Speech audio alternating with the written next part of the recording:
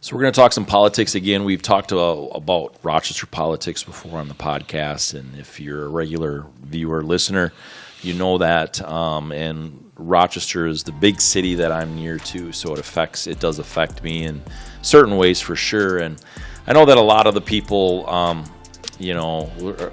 that don't care much for me y'all are gonna take some of these things and cut and paste and crop and whatever, but at least make sure this time I'm in the same clothes, okay? Because you've taken some of those videos from different podcasts and piled them together, and I was wearing different clothes, so it's out of context. So at least put it in context. And you know what? I really don't care that you do that stuff. Some of you that do that and have done that have refused a direct invitation to sit across the table from me, talk about some of these things, help me understand, and that is on you. But today, Molly Dennis, we're going to talk about from Rochester City Council. Welcome to the Matt Logan Show. Craig, you tried to talk me out of it. Wasn't the fan of doing this one, but this was in one of the Minneapolis papers, so this is a pretty big deal. It's a very big deal, and I wanted to understand it a little bit better. I know some people are going to probably take this out of context with you as well. Absolutely. And that's on them if they refuse to have that conversation, or at least do the full podcast and reproduce it or whatever, go for it. But when people take things out of context, it's a very dangerous thing to do, in my opinion, and it's not going to help anything in the long run for sure. It's going to make a bigger division. It's done solely for destruction. Absolutely. Of somebody's reputation. Yep, absolutely. And that's something that I've really tried to share stories. I've tried to get different perspectives from people and things like that. Is that you, or was that me? Yes, that's me. Okay. I'm like, I thought I put but that's fine. So it's just one of those things for me that really drives me crazy. I understand that my views are not your views, and vice versa, obviously, and that's okay. Yeah, but absolutely. If the place I draw the line personally is where what I perceive it to be ill-intended and evil, right? And that's where I'll come out swinging. I mean, sometimes physically, like in a defensive type position, like you're not going to cross this line. Yeah, you're attacking me. Yes, and so with this, I wanted to understand this a little bit more and a little bit better. Walk me through the censure versus censored, because I know I saw a lot of comments, and people are like, "You're censoring, Molly," and she even kind of made a comment. She let me see if I can find the exact quote here, but she talked about. Okay, so here's what she said in her letter. Not liking someone's style/ability to communicate is not justification to silence 20,000 residents' voices and deny their access to resources. Well, that just doesn't seem true to me, and so I asked you about that specifically the other day, and so explain she's not being censored. She's not, and the 20,000 residents of Rochester are not being denied resources and things like that. So, why don't you tell the story a little bit of why this is personal in some people's perspectives, and that why you wanted to avoid this topic. Right, absolutely. So, full disclosure, Molly and I were on the ballot for city council person for Ward 6 in 2020, and I lost. It was pretty close race. It was like a 2.5% difference in votes, and it hurt at the time, but everything happens for a reason, and I'm very happy where I am at in life at this point. But and I sat across the table from Molly at a lot of debates, and I've talked to Molly after this, and I've sat in small group conversations regarding some local things in the Ward 6. So this isn't just from experiences of 2 years ago, but yeah, and you and I have followed the before city any of that happened. You were already involved in your community, and for and years. Since that's happened, you've also been involved, right? Yep. As indirectly as it is, you've been involved, right? Yep. Yeah. So, and I'll say this from the start: I truly think that Molly's heart is in the right spot, and I really do think that she is trying to do what she feels best for her ward and for the city of Rochester. I truly think she's a good person, but it's the perception of how she goes about it, and that I think is where, and truly how she does go about expressing her opposition to things and her questioning things. So what happened with the city is their city council meeting this past Monday, which had been the 6th, I believe, March 6th. They, at the end of the meeting, they added to the agenda to censure her, which normally it's a slap on the wrist of you did something inappropriately and we're going to call you out on it and we're going to move forward. Now, censoring is obviously where you say you can't share your opinions anymore or you can't voice your feelings. Her vote would then essentially wouldn't count as well. Right. Censoring would be stopping somebody's voice. Censure is stopping somebody's actions. And that's what the city council is doing. Now, they put teeth into the censure. And in my opinion, I feel that they did it for just cause. And the reason I say that is if you truly listen to the about 40 minutes of this conversation in the city council, the city attorney very clearly stated why. They did not give specific reasons, but they said they would if they needed to. The mayor spoke up about this. Several of the council members did. One new council member abstained from the vote. I think he did that because he hasn't had the experiences with Molly, because this isn't just from one incident. This is going back 2 years worth of interactions with her. I remember, obviously this was, not obviously, I should say, some people maybe know, some people don't. This was during COVID. Yes. That a lot of this happened. And I remember, I think that, and I gave a lot of reasons why masks don't work in some of the different podcasts that I did. So I'm not a mask fan, and there's a lot of reasons behind it, and we're not going to get into that. But my point being is there was all these different things in place, like the mask mandates. There was the social distancing, which it's a physical distance. It's, there are all kinds of different things, right? And so that's what was happening at this time. Now I remember that, maybe you can help me. I think I remember she didn't want to come back into the office. As an analogy, yes. So okay. For over a year, the city council, most people that met virtually. So before... so Zoom meetings and all Zoom that meetings, kind of stuff. For the former city council president, which this all changed in 22, the previous city council president and one council person were at the meetings live. All of the other council members were on via Zoom or whatever format. Yeah, whatever format, right. With my understanding and my recollection is Molly was the last one to come back. Yeah. And it was to the point of, okay, it's time, you need to show up in person now. We're done doing the Zoom meetings.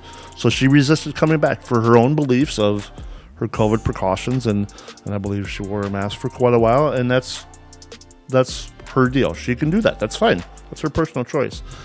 But now with their censure, the teeth that they put in it is she can't have any face-to-face interaction with any staff members for the next year. Sorry, for the rest of the year. So about 9 months. That's pretty extreme. But the reasoning that the city gave is there are staff members that have felt threatened by Molly.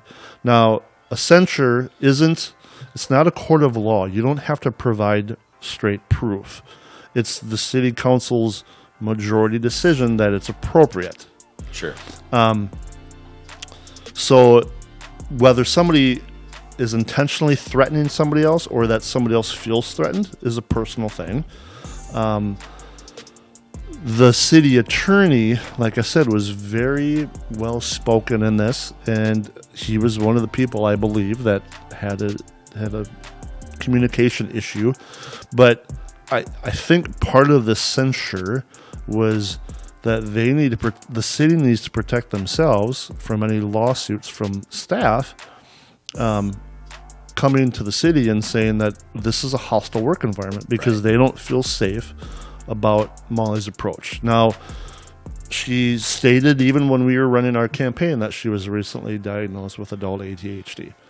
I'm not here to judge if she was or not. That's her personal medical information. I've talked to a lot of people, and she seems to show a lot of signs of that. That's fine. A lot of people suffer from adult ADHD.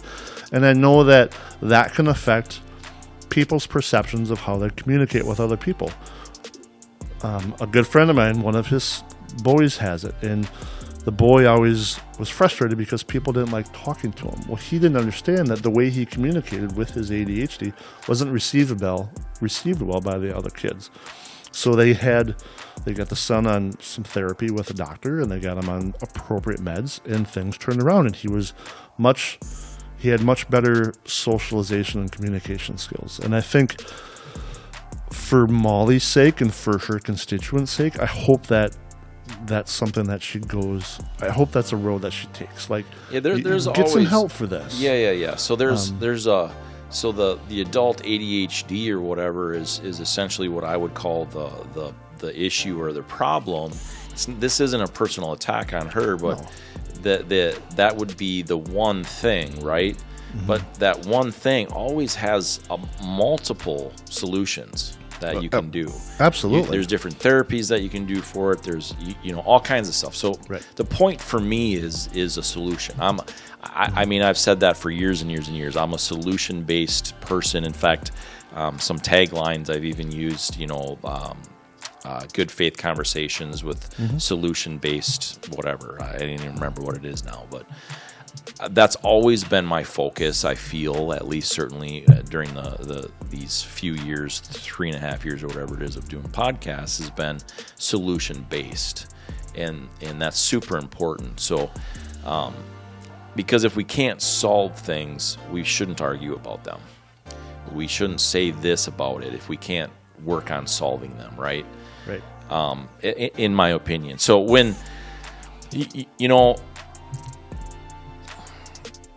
when you play certain games, and I know that she's done this, and again, not a personal attack on Molly, but I know that she's tried to get some people into trouble in a few things in the past. Some of it has been semi-public, and not trying to find a solution, but trying to elevate her position and using that, shaming someone or whatever as a stepping stool. Or people around her. Right, exactly. So. And so there's a saying, what goes around comes around. And I'm not saying that this is it, but the point is that you get to a place where you're so comfortable in attacking others, you're so comfortable in trying to shame them to get your way that you don't even realize it. Maybe this is the case, maybe it's not the case. I don't know. I don't think it's intentional. I would agree that it's not intentional, but it's a practice. Possibly happening. It's a practice, right? And so when you practice baseball, right, you're going to become a better baseball player. Right. You should, if you're Hopefully. practicing it, right? Yeah. So if you're practicing some of these things and these methods, it becomes just a way of life. Right. And something that you don't realize. It's a projection. And again, I don't know if that's what this is or not, but I do know that there are some things that really seem similar to me. That this is just reading her letter. Victim, all these other things, right? And so it's like, look, we're all victims of something. And the point is get out of that mentality. You have, these 20,000 people that you're so concerned about in your district. Better start finding some solutions for them. Right. In my opinion. Yeah, absolutely. And it's,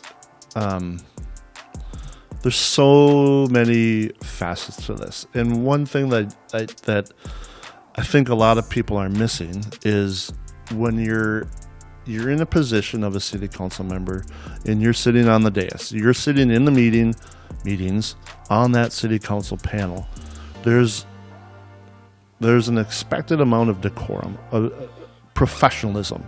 And I think from other council members, that's probably their biggest beef. And I'll be very honest that I don't sit and watch every council meeting. It's something I choose not to do anymore. But I have watched enough to know that, and even in Molly's rebuttal, that whatever you want to call it, she attacks other members of the council. Yeah. And they're very sly, like it's passive aggressive. It's very passive aggressive. I don't make six figures, and I don't do this, I don't do that, and I'm like, careful throwing stones in a glass house. Yeah, it's very easy to find out what she makes on the city council, and court records show what other income she gets from other avenues. We'll leave it at that. She's not a poor single mother anymore. She's doing well for herself. That's great. So to play that card of absolutely, she's bettered her life. Yes, that's that was terrific. I'll be very honest that was mentioned in her campaign. Was she made very little as a para, and this is her way to make more money for her kids. Not the angle I would have gone for, but you do you. But it's. People want examples of why she was censured. Well, watch some of the meetings and watch how she talks about other members. I didn't see this specific one from a couple days ago here, but I did go through and watch some of the others. It's a little intense, and so. And one thing that, if you follow Rochester politics, it's even though it's a nonpartisan role, it's very easy to figure out where people sit. Oh, super easy. Yeah. And I thought that this quote came up, and I've left it off of my social media because I knew it would only trigger people. Is this the quote I sent you, or this is what I said? No. Okay. It's from a very... I'll just say it if that's the one. No, it's from a very well-quoted former Supreme Court Justice, Ruth Bader Ginsburg. Sure. Yeah. And her quote is, "You can disagree without being disagreeable." For sure. And I think that is extremely important, yeah. Not only in politics, but in life. Yeah. And I think we kind of try to preach that here of, you and I don't always agree. There's been a lot of things that we haven't agreed on. But we don't have to be disagreeable about it. No, right. And I see that in her actions. And that's the difference. Like, I've had conversations with people, and it's like, you and Craig didn't seem to agree on that. And I said, no, we didn't at all. Mm-mm. And they're like, but you wouldn't really know and understand that because the way that you communicate about it is respectful. Yeah. And it's like, that's your view, this is my view, and it's not we understand it's not a personal attack or anything like that. And that is the point. One of our conversations that we're going to have this week, I'm pretty sure we're going to be on opposite sides of the fence, but that's fine because we can still sit across the table and have a adult conversation. Absolutely. And afterwards we can hug it out and be fine. That's right. And that, I think, is kind of that comment from Ruth Bader Ginsburg is, it's okay. You can agree to disagree. That's just fine. That's absolutely. That's part of life. Absolutely. So it just, I hope that, because there's a lot of support from Molly from all angles, and I've been pretty quiet on social media. What I have done is shared the video from the meeting because the city had issues with it, which just raises red flags to the alts. But sit down and watch the video and truly listen. Listen to Molly's 13 minutes. Listen to the city attorney. Listen to Councilmember Patrick Keen's reasoning. Listen to the mayor's reasoning. This isn't new. This isn't something that started at the February 27th meeting that wasn't videotaped, that very well should have been videotaped. But go back and watch the interactions. And then we don't know what happens behind the scenes with city staff. And look at it with a discerning eye. Would that be the right term? With an open mind, sure. And put yourself in somebody else's. Discernment is the right. That would be you have to have discernment with it. Absolutely. Don't go in with a prejudice. And I've been very careful on, like, I lost to Molly and it hurt. It stung. It really did. But you know what? That's the past. So I'm over that. Trust me. I am well beyond that loss. But I really hope that Molly can show improvement, and I hope that the city pulls back on their censure and lets her come back to live meetings sooner than by the end of the year. I really hope so.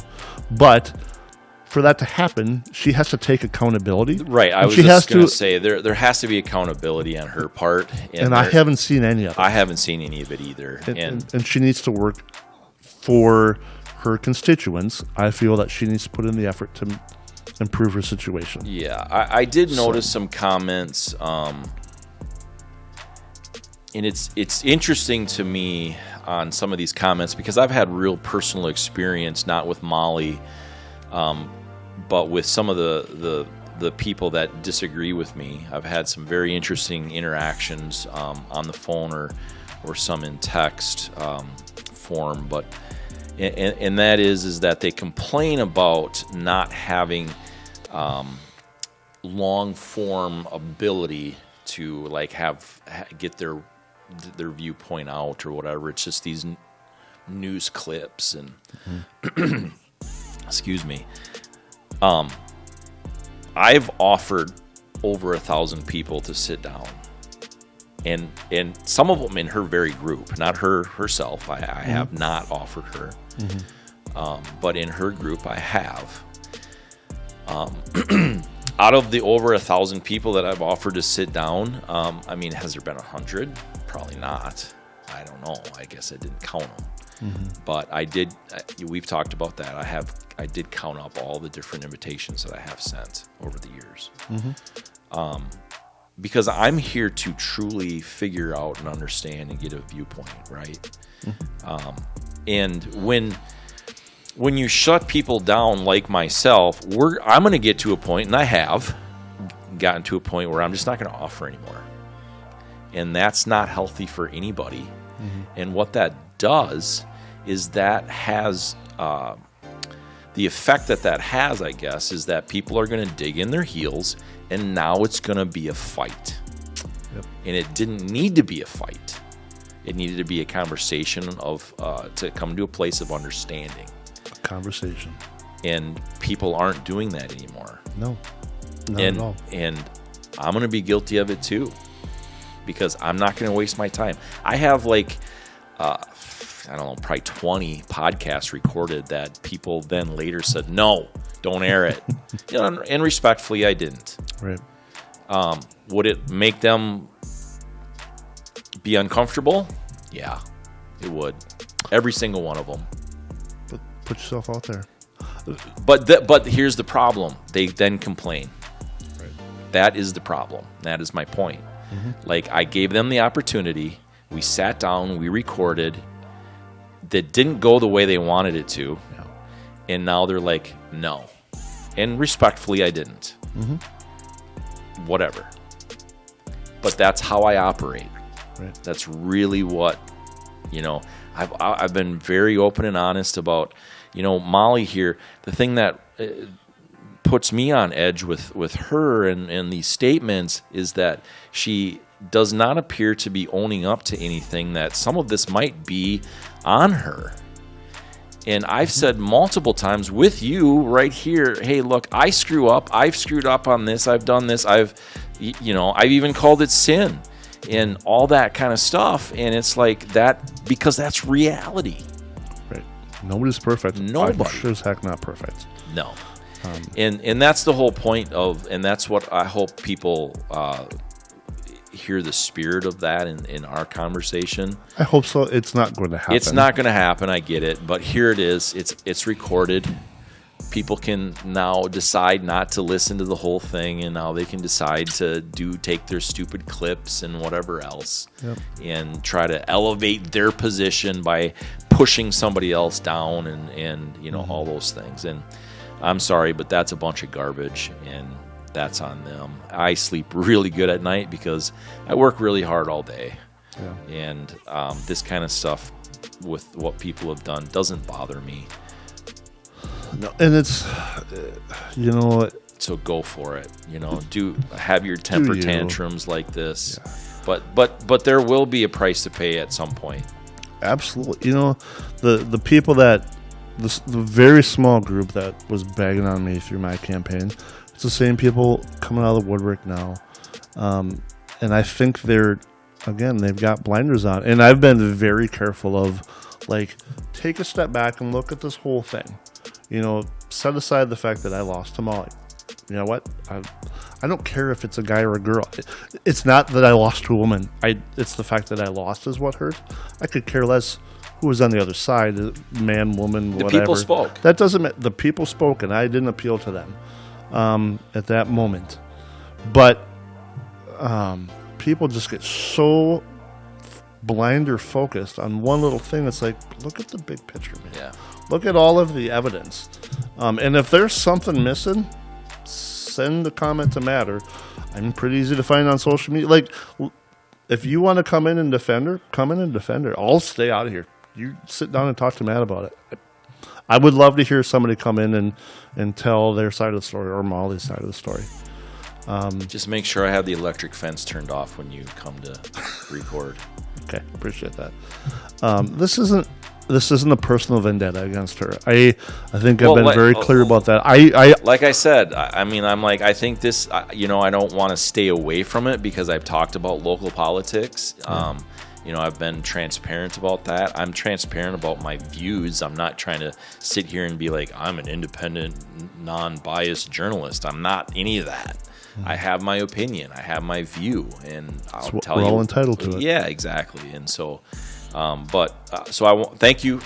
Basically, is what I'm saying, for allowing me to get into this conversation, understand it a little bit more from someone who's had personal interactions. So yeah, I hope the ship can get righted. I really do. For Ward 6 and for Rochester, none of this is good for the people of Rochester. Government decide, whatever. It's not good for the people of Rochester. No, it's not. Be done with this crap, and y'all need to work together and get shit done. Yeah. Stuff. Things. Family-friendly show. Just messed that It's up. all right. Hey, thanks a lot for choosing to watch and listen to this. Or thank you for the people who are torturing you to watch and listen to this. See you next time.